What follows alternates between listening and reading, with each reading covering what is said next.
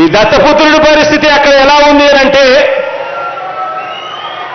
ఆ తెలంగాణలో పోటీ పెట్టి ఇన్నిన్ని డైలాగులు, ఆంధ్ర రాష్ట్రానికి వ్యతిరేకంగా కొట్టిన ఇన్నిన్ని డైలాగులకు ఆయనకు పడిన ఓట్లెన్నో తెలుసా?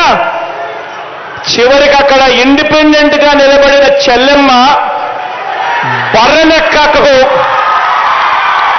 వచ్చిన ఓట్లు కూడా ఈ పెద్ద మనిషికి దత్తపుత్రుడికి రాలేదు. డిపాజిట్లు కూడా రాలా. సార్ కూడా న్యాయం కోసమనే పోరాడుతూ ఉంటారు కదా.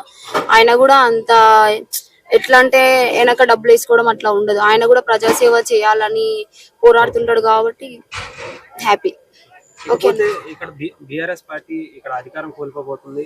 అది ముఖ్యంగా ఇలాంటి వారి అంటే నిరుద్యోగుల గురించి ఆయన పట్టించుకోకపోవడం ప్రధాన కారణం అనుకోవచ్చు. నేనైతే అదే అనుకుంటున్నా.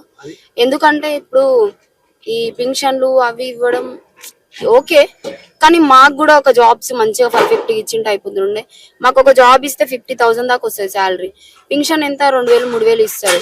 ఆ 2,000 3,000తోనే సరిపెట్టి మా నిరుద్యోగులను ఎత్తి కొడుతున్నాడు కదా. అదే ఇట్లా అవుతుందని నేను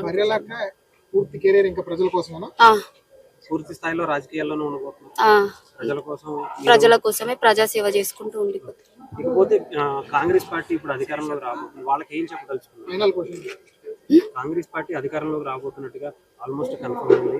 వాళ్ళకి మెజారిటీ వస్తుంది. రేవంత్ రెడ్డి గారికి ఏమన్నా చెప్పదలుచుకున్నారా మీ తరపు నుంచి మీ నిరుద్యోగుల గురించి?